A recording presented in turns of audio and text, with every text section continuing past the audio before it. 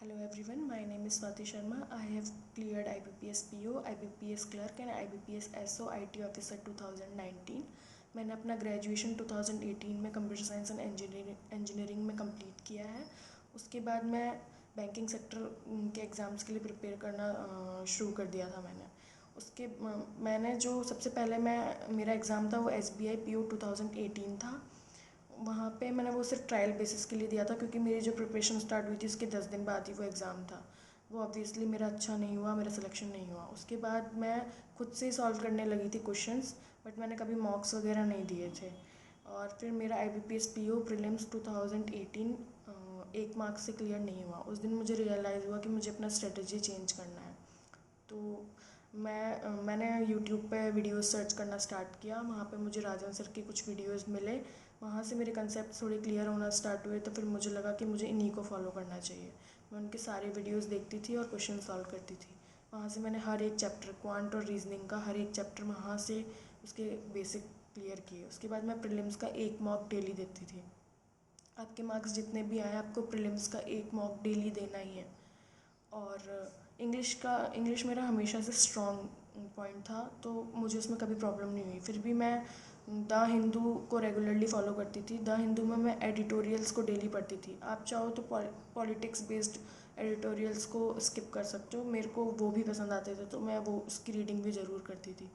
और economic times मैंने financial news के लिए फ़ॉलो किया था, क्योंकि वहाँ पे बहुत सारी चीज़ें होती हैं जो आपको नहीं पता होती हैं, वहीं से मिलती हैं। जैसे बहुत सारी टर्म्स होती हैं, जैसे मुझे NBFCs के बारे में नहीं पता था, क्योंकि मैं इंजीनियरिंग बैकग्राउंड से थी, मैंने कभी सुना भी नहीं था उसके बारे में। तो मुझे वहीं से पता चला था और मैं उसको फिर डेली बेसिस पे फॉलो करती थी।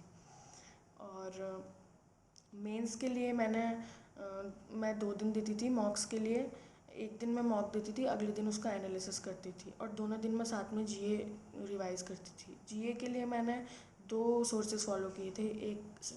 एक मैंने अफेयर्स क्लाउड का पॉकेट PDF फॉलो किया था, और जिसका मंथली PDF आता है, 80 to 100 पेजेस का आता है वो। और उसको रिवाइज़ करने के लिए मैंने स्टडी IQ का गौरव गर्ग सर का मंथली वीडियोस फॉलो किया था। उससे क्या होता है कि आप जब बहुत सारी थ्योरी पढ़ते हो, 130 पेजेस, 100 पेजेस, तो बहुत सारी चीज़ें रिटेन नहीं हो पाती हैं। जब आप उसी को क्वेश्चंस के फॉर्म में सुनते हो, वो चीज़ें रिटेन होने लगती हैं, आपके दिमाग में याद रहता है, और वो चीज़ याद आती है आपको एग्ज़ाम में। इंटरव्यू के लिए मैंने जो करंट इश्यूज़ थे उसको फॉलो किया था। वहाँ पे जो भी करंट टॉपिक्स चल रहा था, न्यूज़पेपर में जो भी था वो। और बैंकिंग को मैंने डेप्थ में पढ़ा था। बैंकिंग के लिए मैंने कपिल काटपाल सर के फ्री वीडियोस थे अनअकैडमी पे, 30 वीडियोस थे 6 to 8 मिनट्स के। उसके मैंने नोट्स बनाए थे, वो मुझे इंटरव्यू में भी उसने काफ़ी हेल्प किया था। और इंटरव्यू जो मेनली होता है वो आपका कॉन्फिडेंस चेक करने के लिए होता है, और आप वेज, मतलब आपके वे क्या है क्वेश्चन को टैकल करने का, उस चीज़ को देखने के लिए होता है। वहाँ पे आपके आंसर व्यू मैटर करते हैं, बट आपके व्यूज़ भी बहुत वहाँ पे मैटर करते हैं। आप जैसे मेरे से बहुत नॉर्मल क्वेश्चंस पूछे थे, बैंकिंग के मॉनेटरी पॉलिसी एक्सप्लेन करने को बोला था, बट उन्होंने मेरे से व्यूज़ जानने की कोशिश की थी कि मैं किस चीज़ पे मैं फोकस ज़्यादा करती हूँ। जैसे उन्होंने मुझे मोदी गवर्नमेंट के बारे में, उसके प्रोज एंड कॉन्स पूछे थे, और वो कहाँ पे लैग कर रहे हैं, उन्हें कहाँ पे वर्क करना चाहिए, अनएम्प्लॉयमेंट रेट क्या चल रहा है, अनएम्प्लॉयमेंट को कम कैसे किया जा सकता है, ये सब उन्होंने मेरे से पूछा था। तो वो आपका वहाँ पे कॉन्फिडेंस चेक करते हैं, तो आप बिल्कुल ऐसे नर्वस फील नहीं होना है। ऑब्वियसली नर्वस फील होता है, पर आपके फेस पे दिखाई नहीं देना चाहिए कि आप नर्वस हो रहे हैं, और आपको उनको सेटिस्फाई करना है बस, और कुछ नहीं है। बस कॉन्फिडेंस लेवल अच्छे से रखो, वहाँ पे हो जाता है। और मैं एक टिप ये देना चाहूँगी कि मेरा जो फ्रेंड सर्कल था वो काफ़ी बड़ा था कॉलेज टाइम में, बट मैंने सिर्फ उन्हीं लोगों के साथ कांटेक्ट रखा जब मैं अपनी प्रिपरेशन कर रही थी, जो मुझे सपोर्ट करते थे, मुझे पॉजिटिविटी प्रोवाइड करते थे। जो लोग नेगेटिविटी प्रोवाइड करें उनको अपनी सराउंडिंग से बिल्कुल रिमूव कर दें, क्योंकि वो आपको सिलेक्शन नहीं लेने देंगे। ये एक फैक्ट है बिल्कुल, क्योंकि अभी बहुत लोग ऐसे मिलेंगे जो अभी आपको ये बोल रहे होंगे कि प्राइवेटाइजेशन हो गया है, वैकेंसीज़ नहीं आएंगी।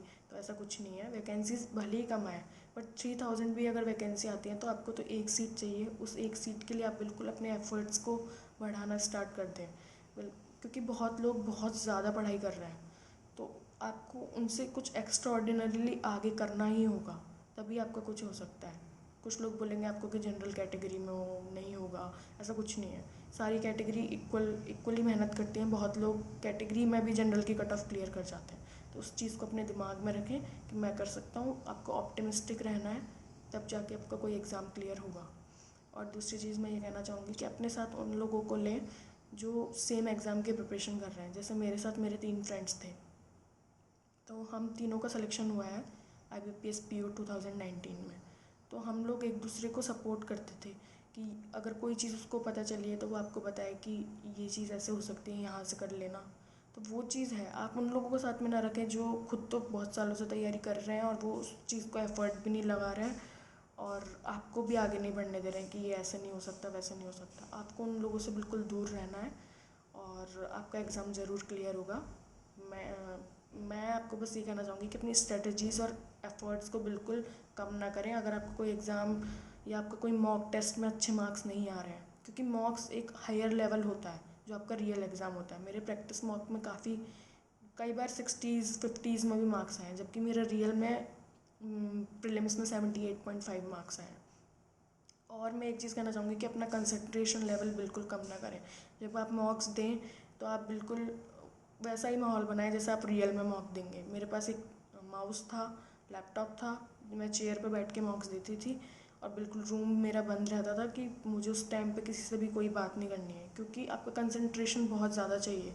क्योंकि बहुत बार ऐसा होता है, मेरे साथ ऐसा हुआ था कि IBPS PO के मेंस में जिस कॉलेज में मेरा एग्ज़ाम था उस कॉलेज में कॉलेज फेस्ट चल रहा था, तो वहाँ पूरे बॉलीवुड सॉन्ग्स चल रहे थे, सब कुछ चल रहा था।